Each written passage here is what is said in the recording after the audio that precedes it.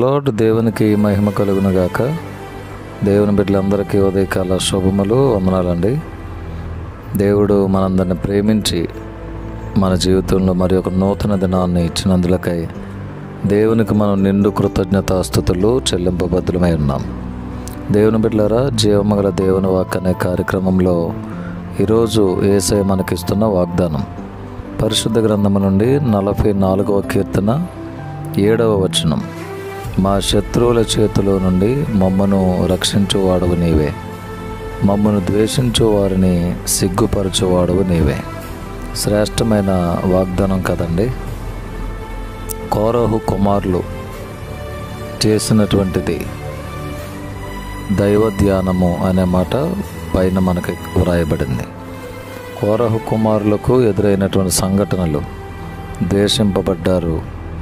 అలాగే శత్రువుల చేతిలో పడినప్పుడు దేవుడు వారిని తప్పించిన విధానం. ఎవరైతే కోరహు కుమారులను ద్వేషించిన వారుగా ఉన్నారో అలాగా ద్వేషించినటువంటి వారిని సిగ్గుపరిచే విధంగా దేవుడు చేశాడు అని చక్కటి మాట వారు తెలియపరుస్తున్నారు.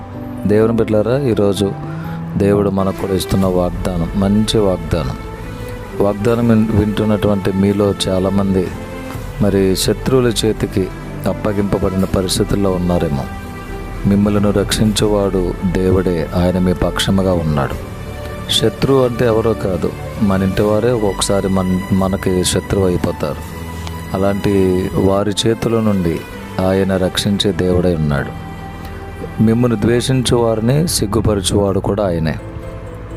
ఎవరి చేత అయితే మీరు ద్వేషింపబడేవారుగా ఉన్నారో ఆయన ఆ ద్వేషింపబడే వారి చేతుల నుండి మిమ్మల్ని విడిపించి వారిని సిగ్గుపరిచే విధంగా దేవుడు చేయబోతున్నాడు. అద్భుతమైన వాగ్దానం పట్టుకుని ప్రార్థన చేయండి.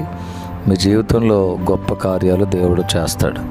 ఈ వాగ్దానం మనందరి జీవితంలో ప్రభు స్థిరపరచునుగాక. ఆమేన్. మా ప్రేమగల తండ్రి, వందనాలు. ఈ నూతన దినాన్ని బట్టి మీ స్తోత్రములు, ఇచ్చిన వాగ్దానం బట్టి మీ స్తోత్రాలు. వాగ్దానం మా జీవితాల్లో స్థిరపరచండి. ఈ దినమంతయు ప్రభా మేము చేయుచున్న ప్రతి పని, ప్రయాణము, ఆరోగ్య విషయాల్లో తోడుగా ఉండి సహాయం చేయండి. నిన్ను నమ్మిన బిడ్డలను విడిచిపెట్టు దేవుడు కాదు ప్రభా. శత్రువుల చేతుల నుండి రక్షించేవాడవు నీవే, మమ్మను ద్వేషించు వారిని సిగ్గుపరచువాడవు నీవే. ఈ వాగ్దానం నిశ్చయముగా మా అందరి జీవితంలో నెరవేర్చబడునుగాక. దినమంతా తోడుగా ఉండండి. యెరూషలేమునకు క్షేమాన్ని ప్రకటిస్తూ ఉన్నాం. ఎగ్జామ్స్ రాస్తున్న బిడ్డలందరినీ మీ చేతులకు అప్పగిస్తూ ఉన్నాం. బలహీనులను మీ చేతులకు అప్పగిస్తూ ఉన్నాము. బలవంతులుగా మార్చండి. హాస్పిటల్స్లో ఉన్న వారికి ఆరోగ్యాన్ని దయచేయండి. ఎవరైతే ఐసీయూలో ఉన్నారో వారికి విడుదల దయచేయండి. స్వస్థత లేని వారికి స్వస్థతను దయచే ప్రభా. ఈ వాగ్దానం వింటున్న వారిని, వీక్షిస్తున్న వారిని మీ చేతులకు అప్పగిస్తూ ఉన్నాము. దీవించి ఆశీర్వదించండి. ఆహారం లేని వారికి ఆహారం దయచేయండి. వస్త్రాలు లేని వారికి వస్త్రాలు దయచేయండి. గృహాలు లేని వారికి గృహాలు దయచేయండి. వ్యాధి బాధలు ఉన్న వారికి యేసు నామములో విడుదల ప్రకటిస్తున్నాం. మనసుకు నెమ్మది లేని వారికి నెమ్మదినివ్వండి. అప్పుల సమస్య నుంచి విడుదల దయచేయండి. గర్భిణీ స్త్రీల కొరకు, సంతానం లేని వారి కొరకు, చంటి బిడ్డ తల్లులు, బాలింతలందరి కొరకు ప్రార్థన చేస్తున్నాం. ఉద్యోగాల కొరకు ఎదురు చూస్తున్న బిడ్డల నిమిత్తమై ప్రార్థిస్తున్నాను.